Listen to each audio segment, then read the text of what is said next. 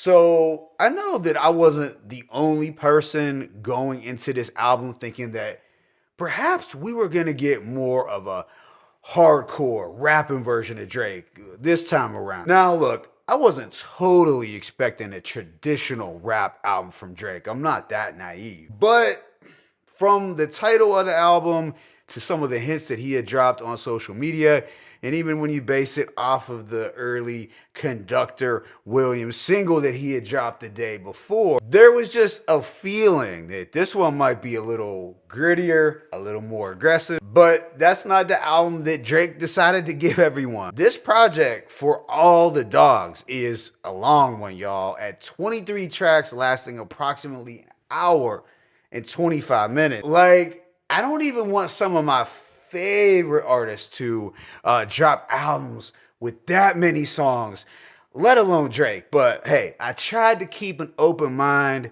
with this project. And with that being said, let me go ahead and just hit y'all with this track by track breakdown. The opening track, Virginia Beach, has a sped up a Frank Ocean sample that was pretty dope. But this is a relationship song where he's singing and rapping. It's not bad, but it's not a strong intro record compared to some of Drake's past openers. It just didn't have the epic feel to set the tone, and it just wouldn't be what you'd want from an artist of Drake's caliber. Now, track 2, Amen, with Tizo Touchdown, it actually ended up being one of the highlights. I enjoyed the gorgeous keys and Tizo Touchdown's gospel-like harmonizing on the hook. There was just one verse from Drake that was okay, minus the perk talk he was doing. But yeah, I did like this one more for the pianos and Tizo singing. Track 3, Calling For You with 21 Savage, had some potential, but it really failed to take off for me. There is a beat shift.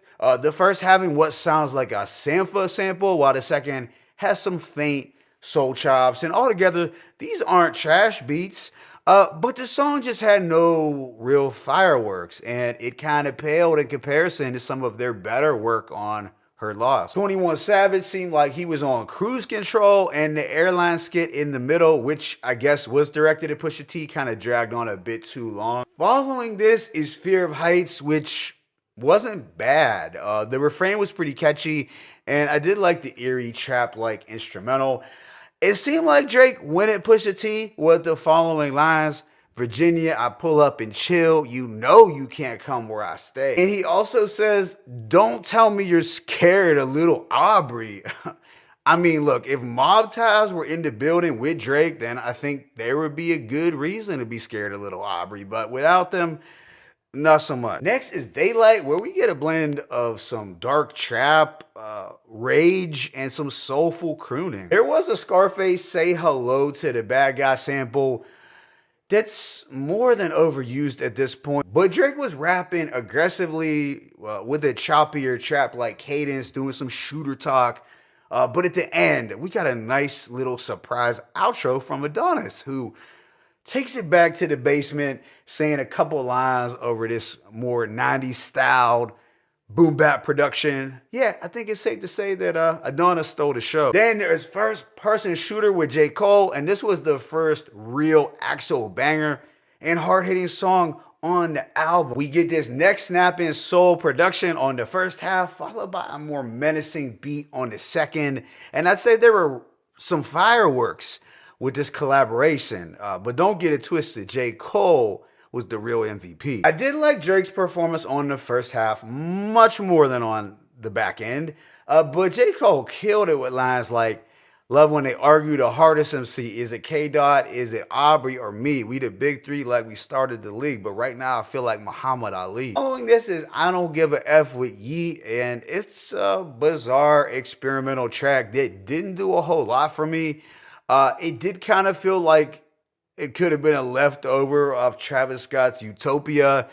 That was just the vibe I was getting. Yeah, I'm unlikely to revisit. Track 8 is 7969 Santa, where we get Drake rapping in a more chill delivery over this dreamy atmospheric beat, which was pretty cool. And I also like the Chief Keef Shit I Don't Like vocal sample. This was just a mellow, low-key wavy record that had a good vibe, and Tizo Touchdown's vocals at the end sounded pretty stellar. Afterwards was the first single with SZA, Slime on You, a record that I don't entirely dislike, but it's not one that I'm too excited to play again either. Track 10, Bahamas Promises, has some very simping lyrics from Drake, but I did like the melodic, syrupy production. Let me be clear, his singing is not bad on here, and it's an okay song altogether. Like, if you can get past all the feminine energy that this man is exuding, complaining about how his girl effed up his trip. But track 11, Tried Our Best, this has to be one of the better singing Drake tracks in recent memory. I kind of hate to admit, but I really dug this track, and I thought his vocal harmonies here were focused, and it was just sung very gracefully. But there was a cringy bar that I have to report on. He said, "I swear to God, you think I'm Shakespeare. That's why you always want to play, right?" Next is Screw the World Interlude. It's just a sample of an old DJ Screw tape from the mid-90s, which I found to be super dope. And it is consistent with Drake's continued effort to pay homage to the Houston hip-hop scene in his music. Drake loves Houston. He loves Memphis. So as irritated as I get with Drake, I'll always remember that he loves those cities just like I do. Following this is Drew a Picasso. It's another R&B ballad that was done pretty well. And there was something about this track that reminded me a bit of Views era Drake. There was a corny bar though, moving like Snoopy and Charlie Brown, feel like you trying to dog the kid. Immediately after is Members Only with Party Next Door, and I suppose there's an element to this song that will remind folks of the old Drake. But I just found myself drifting at this point and desperately needing a change in pace or a change in direction for the rest of the album. What follows is What Would Pluto Do? And it's sort of a fun, breezy track where Drake is trying to channel his inner future. Altogether, it's not terrible, but one that I wasn't too interested in, if I'm keeping it above. The subsequent song is All for the Parties, and it has a very short and subdued feature from Chief Keef. And I was hoping there would have been more of that turn up energy on this track given the Chief Keef feature, but rather it was just kind of lukewarm and melodic. Yeah, I was starting to really get listeners fatigue at this point. Thankfully though, things got much better on the following track, 8 a.m. in Charlotte. Of course, we can all agree, hopefully, that this is the best song on this project. It's rapping Drake, where he's really rapping, dazzling us with some slick quotables on top of a very elegant and soulful Conductor Williams beat. As cliche as it may sound, Drake just doesn't miss on these timestamp city location records. Yeah, I'm not gonna lie, I wish there were more songs of this quality on this album. What comes next though is BBL Love Interlude.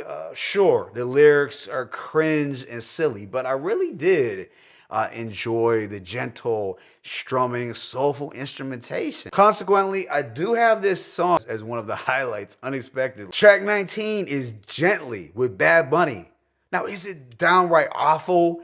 No, but you know, just too poppy for my ears personally, and Drake's Spanish accent was pretty bad. The beat is solid, all things considered though, but I just can't see myself finding a reason to return to this. Who knows, maybe if I'm stuck at a Spanish club for some reason. Then there is Rich Baby Daddy with Sexy Red and SZA, and it's a chill dance track that has potential to be a strip club anthem. I'm not a fan of Sexy Red, but to be fair, she didn't sound terrible on the hook, but this isn't getting any spins from me anytime soon. Following this is another Late Night with Lil Yachty, so we get this wavy and woozy trap-like beat that does feel late 2010s, which isn't a bad thing. I do kind of like the hypnotic vibe of this record, but Lil Yachty's performance was kind of boring. Second to last song is Away From Home, and it is Drake's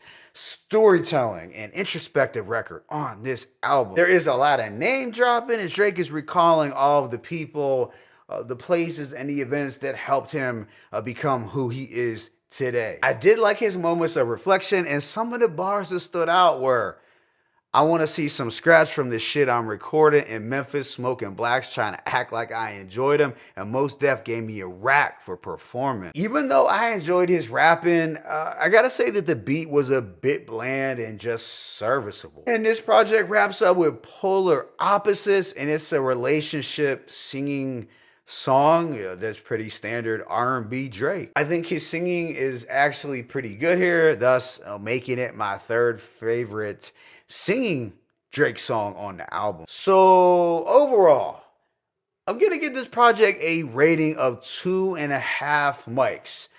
Look, there are some high highs, no doubt, and tracks that I would add to a playlist, but as a whole, it's just a mixed bag with a little too much filler. I feel like had this track list been trimmed down, my rating would have been higher and it would have been less of a chore for me to listen to. Now, I don't think that the production was as strong here as we have gotten on past Drake release. There was a bit more singing than I probably would have wanted, but at least some of the singing tracks weren't bad, and I actually really liked a couple. But as a whole, the album felt a bit rushed, and like it was just geared as a playlist rather than a cohesive, well thought out album. Favorite tracks include Amen, Daylight, First Person Shooter, 7969 Santa, Tried Our Best, Screw the World, Drew Picasso, 8 a.m. in Charlotte, and BBL Love. But let me know what you thought about this project in the comment section. It's your boy Mixtape Moth. I am signing out, but please hit that like button and subscribe if you haven't already subscribed. As always, it's peace and blessings. Drake, for all the dogs, one.